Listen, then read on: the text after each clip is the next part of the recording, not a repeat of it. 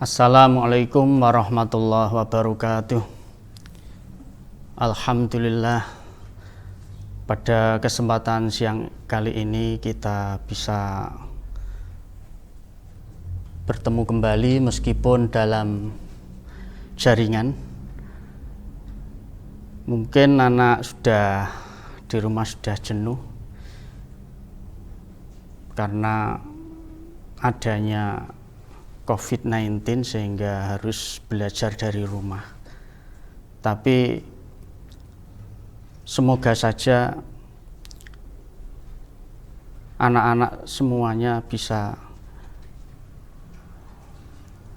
memanfaatkan waktu di dalam belajar ini sehingga waktu-waktunya lebih berkualitas dan selalu berkarya. Pada kesempatan ini kita akan mempelajari sejarah kebudayaan Islam. Kalau pada pertemuan yang lalu kita mempelajari Malik-Malik pada masa dinasti Ayyubiyah yang menonjol. Pada kesempatan siang ini kita mempelajari periodisasi Perang Salib. Kalian tentu sudah pernah mendengar istilah perang salib karena di pelajaran yang kemarin telah disinggung. Perang salib itu perang antara orang-orang Eropa, Kristen Eropa melawan umat Islam atau kadang disebut dengan istilah perang agama yang menggunakan simbol salib. Salib ini diyakini oleh mereka, orang-orang Kristen Katolik, sebagai simbol kesucian, simbol pemersatu orang-orang Kristen Katolik pada waktu itu. Sehingga untuk menggelorakan semangat perang melawan umat Islam, mereka menamakan ini dengan istilah perang salib. Perang salib terjadi dilatar belakangi oleh faktor yang utama adalah agama. Kemudian faktor-faktor penyebabnya terjadinya perang salib ada beberapa faktor penyebab. Di antaranya yaitu tidak bebasan di dalam beribadah. Ini terjadi ketika dinasti Turki Saljuk menguasai wilayah Baitul Maqdis Yerusalem dari tangan dinasti Fatimiyah. Ini tentara-tentara Turki Saljuk bersikap represif terhadap orang-orang Kristen Katolik Eropa yang beribadah di Baitul Maqdis. Sikap itulah kemudian yang menjadikan ketidaksenangan bagi mereka, sehingga mereka melakukan sebuah gerakan yang namanya terkenal dengan sebutan perang salib. Faktor yang kedua yaitu faktor politik. Faktor politik ini ketika umat Islam, sebelum umat Islam ini wilayah-wilayah di timur banyak dikuasai oleh orang-orang Eropa, orang-orang Kristen Eropa. Kemudian ketika Islam lahir, berkembang akhirnya menjadi besar, ini banyak wilayah-wilayah yang dulunya dikuasai oleh mereka beralih ke tangan umat Islam yang berjalan cukup lama. Ini membuat mereka tidak senang karena menghalangi mereka di dalam mencari keuntungan, karena niat orang-orang Eropa yang awalnya adalah murni beribadah di Baitul Maqdis mengalami pergeseran nilai, yaitu penguasaan wilayah-wilayah ekonomi di negara-negara Arab maupun Timur. Sehingga mereka melakukan gerakan. Kemudian faktor yang ketiga yaitu faktor sosial ekonomi.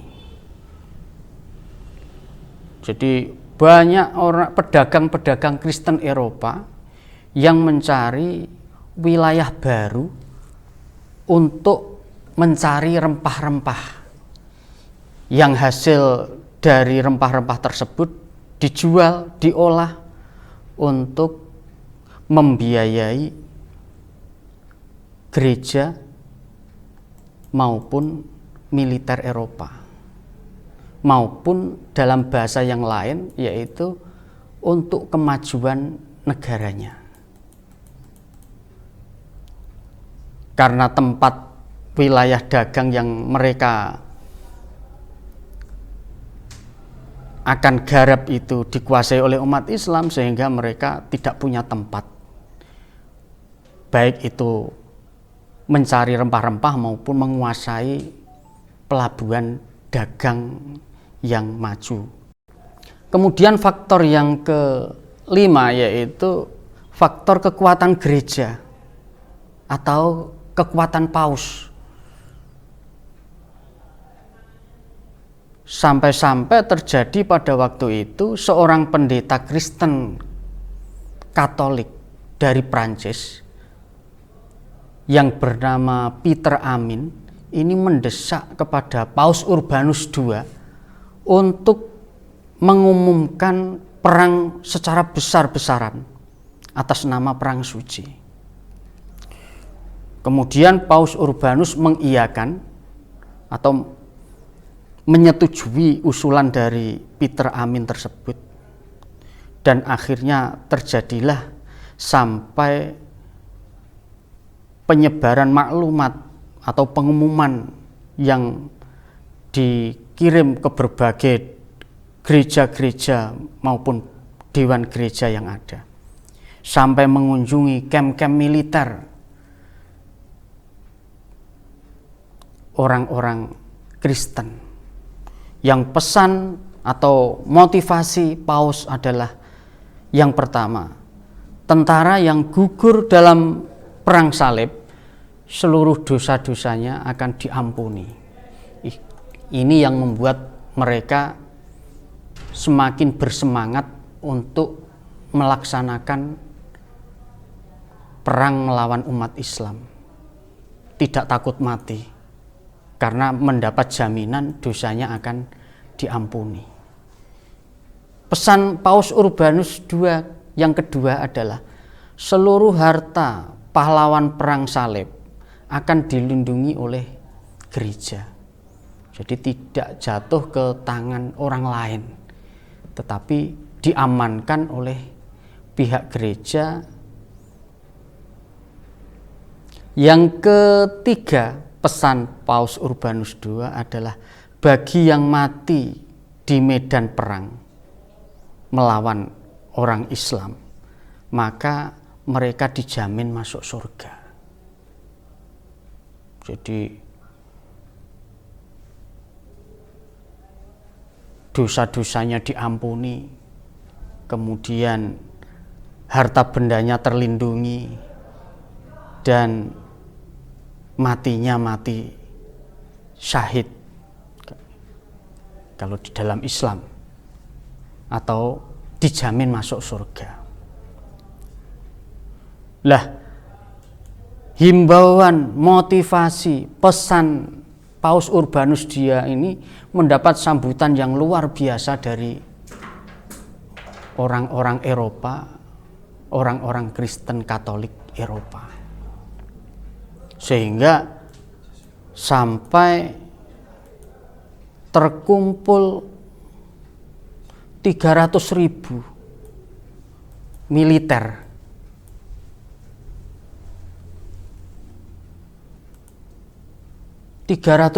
pasukan, baik itu militer, tentara terlatih, maupun relawan atau sukarelawan sampai 300.000 ini jumlah yang luar biasa. Ini berkat pesan atau motivasi, himbauan, perintah dari Paus Urbanus II. Lah, setelah termasuk sukarelawan ini adalah para napi, narapidana, penjahat yang diberi amnesti atau pengampunan kalau mau ikut dalam perang salib. Mereka kemudian mulai menyusuri jalan Eropa Barat sampai ke Magizar menuju Bizantium. Yang Bizantium ini sebetulnya sudah lebih dulu dikuasai oleh tentara Turki Saljuk. Sehingga ketika sampai ke Bizantium, tentara atau militer salib berhadapan dengan tentara Turki Saljuk.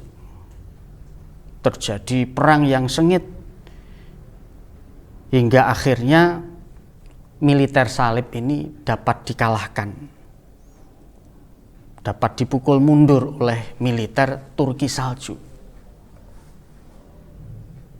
Nah, setelah kekalahan pada permulaan inilah kemudian baru menyusun langkah-langkah yang luar biasa orang-orang salib ini, yang namanya resmi menggunakan istilah perang salib. Perang yang 300 tadi adalah masih permulaan awal. Kemudian betul-betul baru melakukan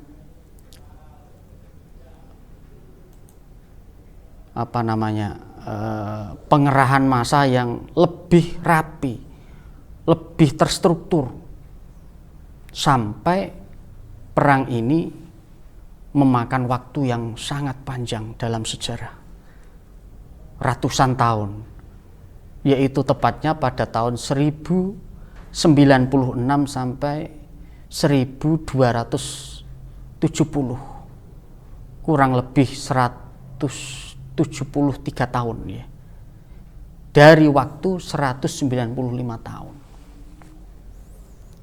Memang mungkin anak nanti ada perbedaan ya. Kalau di buku yang lain mungkin LKS-nya itu hanya ditulis sampai 7 periode ya. Memang ada sejarawan yang mengatakan membuat itu sampai 7 periode, tapi sebagian ada yang membuat 8 periode. Hanya penambahan saja. Kalau sampai hanya 7 periode sampai tahun 1250. Yang periode ke-8 20 tahun. 1250 sampai 1270. Itu yang periode yang khusus yang ke-8.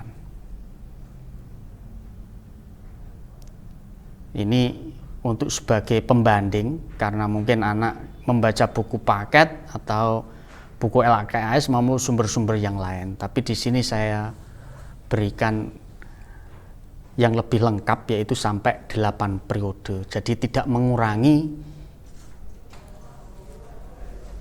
jumlah yang ada, tetap sampai 8 periode.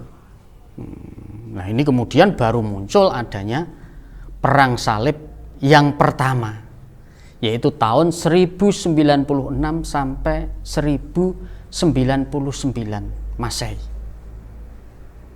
Kala itu militer salib dipimpin oleh Godfrey dari Burgundia, Jenderal Raymond Duke dari Toulouse, Jenderal Bohemond dari Lotharing. Ini perang salib yang pertama, dipimpin 3 pimpinan yang dari berbagai wilayah. Tentara salib ini terus kemudian bergerak dari Konstantinopel menuju Raha. tahun 1096 Masehi. Pada tahun 1098 Masehi, tentara salib berhasil menguasai atau menaklukkan Asia Kecil, atau disebut juga dengan istilah Antokia,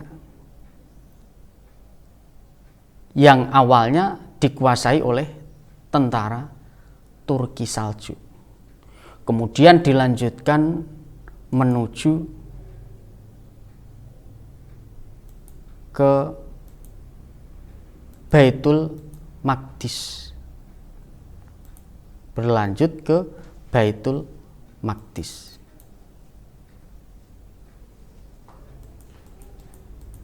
Sehingga ada beberapa wilayah yang sampai dapat dikuasai oleh 3 pimpinan jenderal tersebut. Pada tahun 1100 Masehi, tentara salib berhasil menguasai Yerusalem.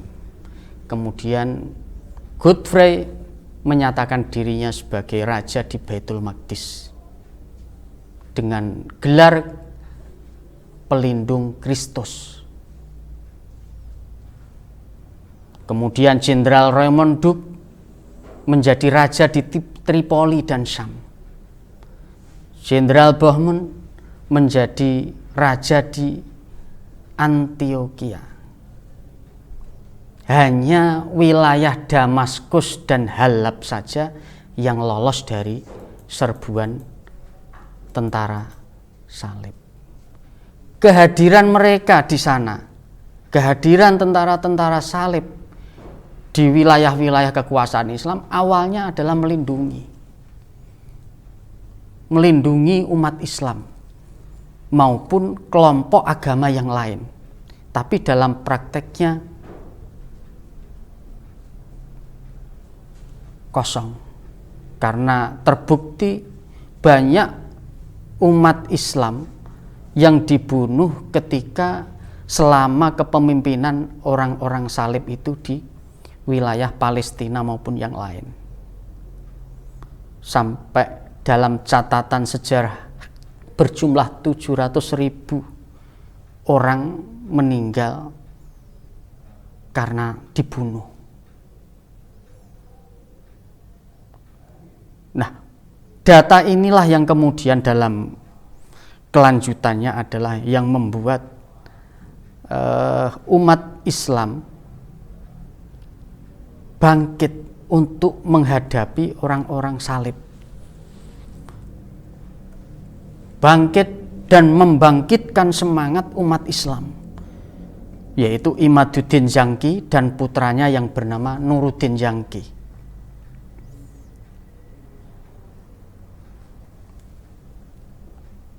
Ini kemudian melakukan perlawanan terhadap orang-orang Kristen Katolik yang telah menduduki wilayah Baitul Maqdis atau Yerusalem, dan berhasil membunuh 50.000 pasukan salib, sehingga dalam akhirnya perang salib yang pertama ini dimenangkan oleh umat Islam.